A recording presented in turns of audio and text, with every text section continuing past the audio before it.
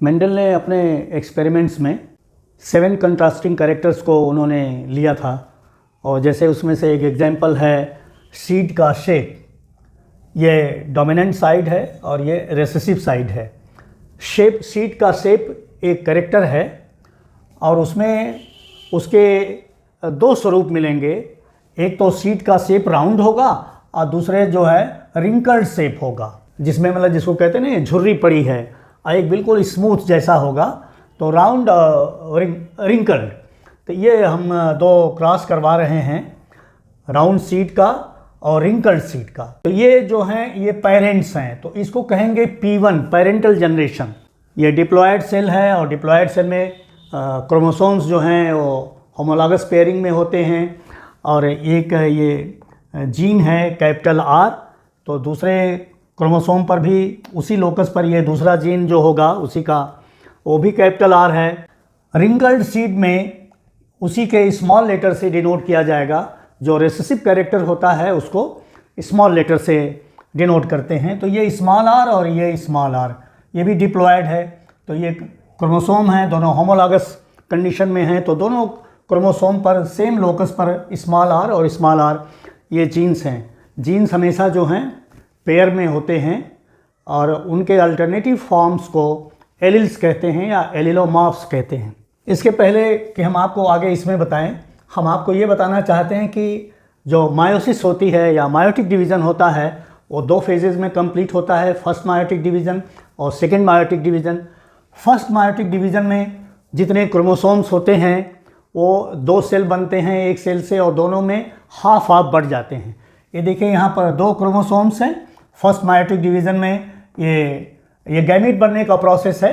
Chromosomes half हो गए, एक इसमें आ गया एक इसमें आ गया। तो इस तरह से जितने भी क्रोमोसोम्स के पेयर होंगे, हर पेयर से एक क्रोमोसोम एक सेल में आएगा, दूसरा क्रोमोसोम दूसरे सेल में चला जाएगा। जो सेकेंड मायोटिक डिवीज़न होगा इससे भी एक सेल से 2 सेल बनेगा। तो देखिए इस सेल से 2 सेल बन गया। इसमें पहले डिवीज़न में जो क्रोमोसोम्स होते हैं वो सेपरेट होते हैं, पेयर अलग हो जाता है। और जो सेकेंड मायोटिक डिवीज़न होता है उसमें क्रोमोसोम्स जो होते हैं वो बीच से स्प्लिट करते हैं, एक दूसरे से अलग होते हैं। तो ये देखिए ये बीच से स्प्लिट हुआ और ये 2 में बट गया, तो यहाँ ऐसे 2 सेल बन गए और ये भी बीच से स्प्लिट करके 2 बना दिया। तो ये गैमीट्स बनते हैं। मायोसिस डिवीजन से गैमीट का फॉर्मेशन होता है, मेल में भी होगा और फीमेल में भी होगा। तो यहाँ पर एक जो गैमीट फॉर्मेशन होगा इसका, वो इसमें एक ही तरह के गैमीट बनेंगे क्योंकि दोनों क्रोमोसोम्स पर जीन जो हैं एक ही तरह के हैं। तो कैपिटल R यहाँ पर एक गैमीट आया और यहाँ पर जो गैमीट बनेगा वो स्मॉल r आया। ये दोनों गैमीट्स बन गए। अब ये पेरेंटल जनरेशन है, अब इनमें क्रॉस होगा। तो क्रॉस होने से जो पहली जनरेशन मिलेगी उसको F1 हाइब्रिड कहेंगे या F1 जनरेशन कहेंगे।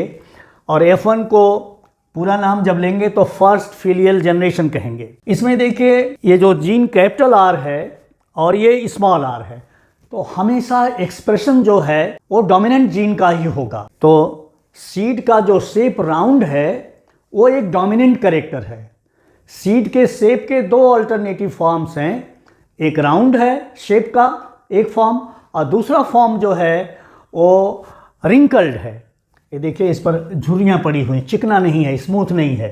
यहाँ पर कैपिटल R है, इसलिए हमेशा एक्सप्रेशन जो है डोमिनेंट जीन का होगा। मतलब इनके क्रॉस से जो भी F1 हाइब्रिड मिलेंगे वो सब के सब जो हैं राउंड शेप के होंगे, सभी सीड जो है राउंड शेप के होंगे। अब इस F1 हाइब्रिड को अगर सेल्फ क्रॉस कराया जाए, इसी को इसी से क्रॉस करा दिया जाए, और ये देखिए फीमेल साइड हो गई और ये हो गई मेल साइड। मेल को एरो से डिनोट करेंगे और फीमेल को इस तरह से एक सर्कल बना के उस पर प्लस लगा देते हैं, तो ये फीमेल की साइड हो गई।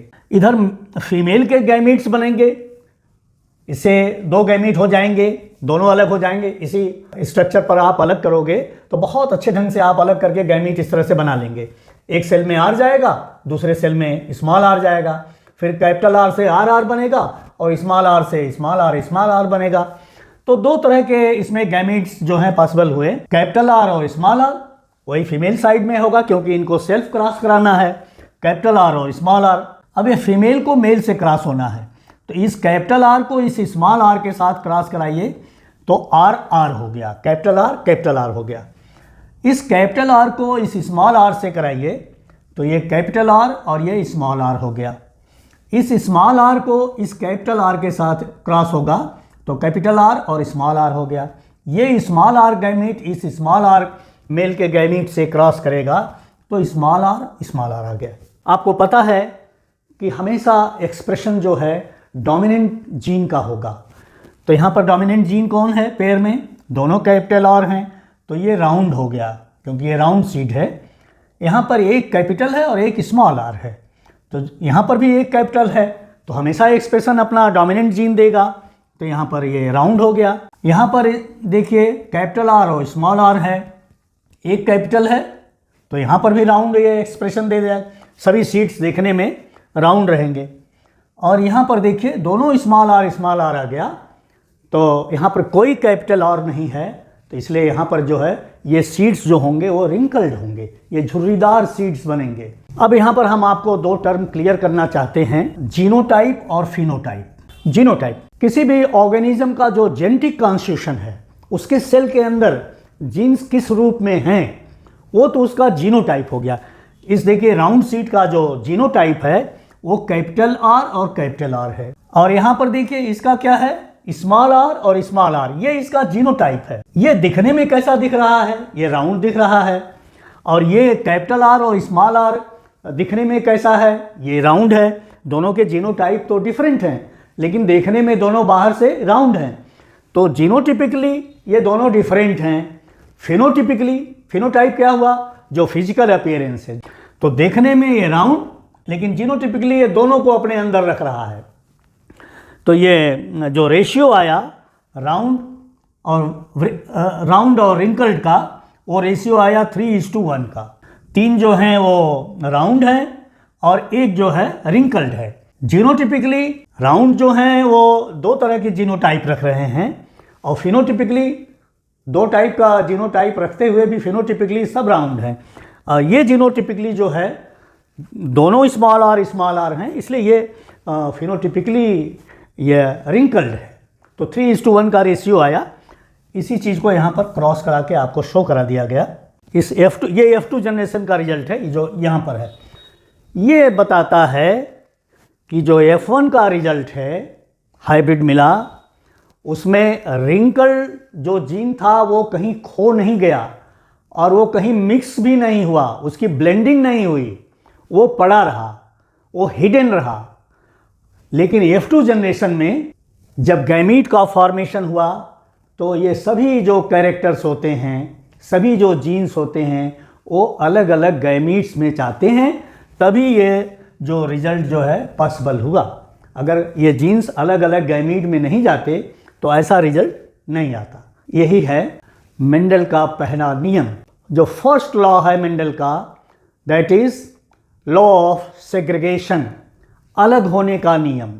सभी जो जीन्स हैं या सभी जो कैरेक्टर्स हैं वो F1 के गैमीट फॉर्मेशन में अलग अलग हो जाते हैं। अब इसके एप्लीकेशंस जो हैं आप ह्यूमन में भी कर सकते हैं।